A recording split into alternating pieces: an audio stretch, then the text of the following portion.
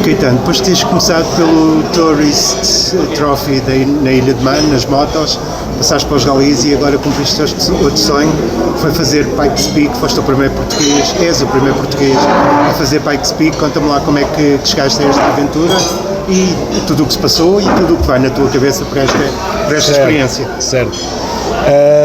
Primeiro uma pequena correção. Eu comecei no Campeonato Nacional e depois é que fui para a Ilha de Man.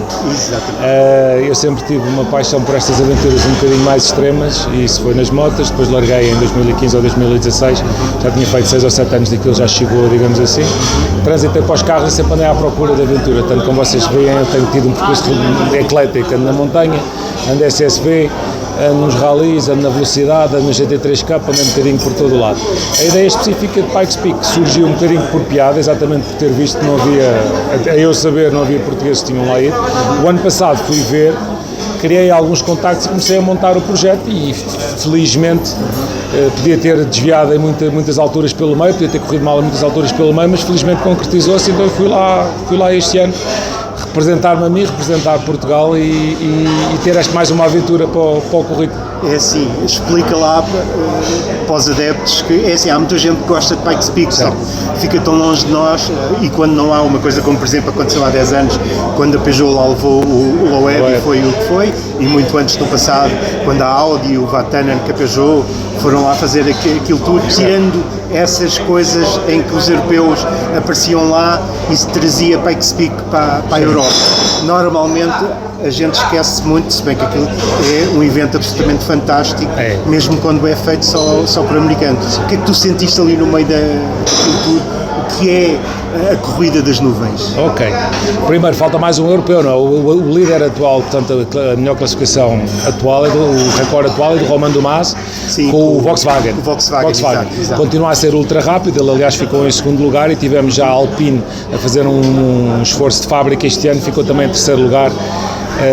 Da geral, portanto, já tivemos há uns tempos atrás o Fagioli, foi lá, ficou em segundo, portanto, temos de vez em quando europeus que lá vão, alguns vão se mantendo, outros não se vão mantendo, mas continua a ser um evento para especialistas. A pessoa que ganha aquilo há 4 anos é o Robin Schultz, tentar desenvolver um carro especificamente para aquele fim. E então é difícil bater os especialistas locais. Relativamente ao que é, eu acho que três coisas foram impressionantes. Primeiro, é uma rampa com 20 km, essa é a primeira coisa. Em segundo lugar, uma rampa que é difícil de treinar, difícil de memorizar. Portanto, mas a segunda coisa que me surpreendeu foi que na América, principalmente, conseguem ter uma estrada daquelas com muito poucos rails, o que significa que fica bem na fotografia, mas visualmente muito impressionante se andar lá. Portanto, o potencial para o desastre é grande, portanto é uma rampa que tem que ter algum respeito. Em terceiro lugar, tem o efeito de altitude, que leva a que os carros se desenvolvam vão perdendo potência, o que significa que cria carros específicos para lá que são umas coisas do outro mundo, ou seja, com asas que aparentemente não fazem sentido para uma pessoa que mora à altura do mar, digamos assim, à altitude do mar, com motores que têm 1000 cavalos, 800, 1000, etc, tudo com turbos, tudo, portanto desenvolve o automóvel de uma maneira tão interessante e depois, como as regras são bastante livres, também cada pessoa vai para o seu lado. Sim, não há outro evento assim mais ou menos famoso que tenha tanta variedade de carros como tem Pikes Peak. Eu tenho dificuldade a pensar num evento onde tantos carros com tanta variedade sejam aprovados. E portanto, depois tem um conjunto de idiosincrasias, desde eu andar com uma garrafa de oxigênio dentro do carro, andar com oxigênio sempre a permanência, desde o desafio de me habituar a estar em altitude, porque atualmente é difícil respirar, os reflexos reduzem-se bastante em altitude, portanto, conforme se vai perdendo. Exatamente, é um treino de altitude que tem que ser feito. Eu, por acaso, como planeei bem as coisas, consegui estar lá quase 3 semanas para trabalhar esses elementos todos. E então pois, o espírito é um espírito de rampa, que é um espírito impecável. Se as pessoas têm a clara noção de que os grandes desafios lá são a montanha, a altitude, e não são uns aos outros, portanto o espírito entre e ajuda é espetacular e muito americano nesse sentido. Começar por uma coisa, para quem como tu já fez o Tourist Trophy na Ilha de Man, obviamente as sensações que tiras daí, tu falaste-me há pouco na questão dos rails, portanto isso significa que toda a gente tem medo ali em Pikes Peak. Sim. Como é que comparas o que passaste na Ilha de Man com o que passaste agora aqui em Pikes Peak a esse nível? Não sei, para já uma decalagem temporal considerável. Eu, por exemplo, hoje olho para o que fiz na Ilha de Man e tenho uma dificuldade em racionalizar. Quando lá vou, e ainda lá vou com regularidade, vou lá pelo menos uma vez por ano, ver amigos e ainda dar umas aulitas que ainda sou instrutor lá, portanto ainda dou lá umas aulitas de vez em quando, tenho alguma dificuldade em racionalizar isso. Eu acho que na Ilha de Man o que acontece é que o cenário em si é um bocadinho mais normal para a minha mentalidade europeia, a mentalidade portuguesa que tenho, ou seja, visualmente acaba por não ser tão agressivo como Pikes Peak, não há precipícios enormes, não há curvas que uma é a fundo e a outra é uma curva de segunda, em que, portanto, caindo lá abaixo a coisa fica muito complicada, portanto, é visualmente menos agressivo, as velocidades médias são superiores, mas acho que mentalmente é mais fácil de digerir a Ilha de Man do que Pikes Peak nesse sentido. Pois, isso significa que tu provavelmente, se calhar agora com esta idade, já não irias à Ilha de Man, né? Não, eu já dizia, eu das motas agora, eu continuo a andar de moto, adoro andar de moto, continuo a fazer eventos pelo mundo fora, mas ao nível de track day, porque gosto e é a minha base, eu não vou voltar a correr de motas, isso é um ponto assente. Tive quase para voltar no primeiro ano em que me retirei, e depois aconteceram 2 ou 3 eventos com pessoas que eu conheço ou conhecia bem e que levava como sendo pessoas ultra responsáveis.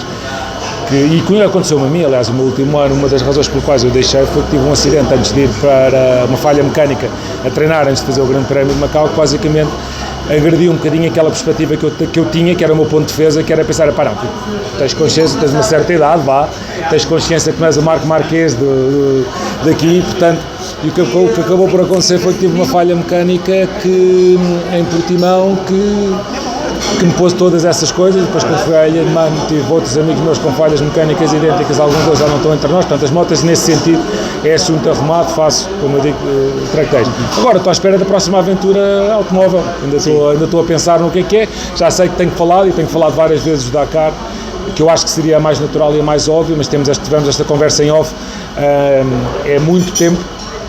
E eu tenho uma mente um bocadinho dispersa, tenho alguma dificuldade em pensar que 15 dias a fazer exatamente a mesma coisa, é uma coisa que mentalmente me cria algum desapego, portanto se calhar vou ou para aí, pode ser, é perfeitamente possível, ou arranjar um outro desafio qualquer onde ver aí algum sítio também meio maluco. É engraçado andares sempre à procura de desafios, há poucas coisas boas, quer dizer, há muita coisa boa que nós levamos desta vida, mas esta procura sempre, basicamente tentas-te sempre superar a ti próprio. Não, exatamente, e em disciplinas variadas também, que é o objetivo. Acho que me falta claramente qualquer coisa no todo o terreno, também é uma paixão recente.